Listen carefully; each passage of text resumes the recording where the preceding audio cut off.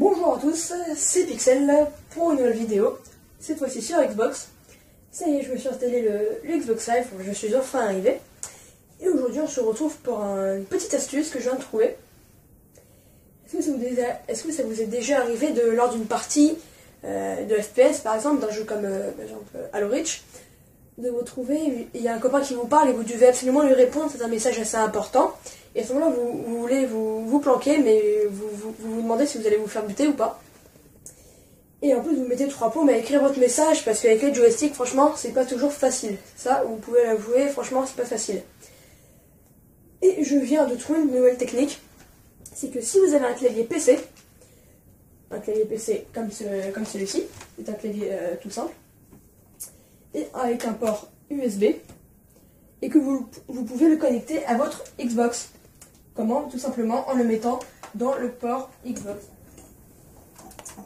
Dans le port de la prise Xbox. Alors, une fois que c'est fait, quand vous appuyez sur la touche Windows, il y a bien évidemment la fenêtre Windows qui s'affiche. Quand vous appuyez, vous pouvez la fermer. Alors quand vous appuyez, ça l'ouvre. Vous pouvez naviguer avec les flèches directionnelles. Pour quitter, vous pouvez appuyer sur ESC ou sur B, sachant que les touches A, B, X et Y marchent aussi. Et pour ouvrir, par exemple, je vais aller par exemple dans les succès. Non, autre part. Voilà, Chatemi par exemple. Vous pouvez soit appuyer sur la barre d'espace, soit sur la barre soit sur la touche entrée.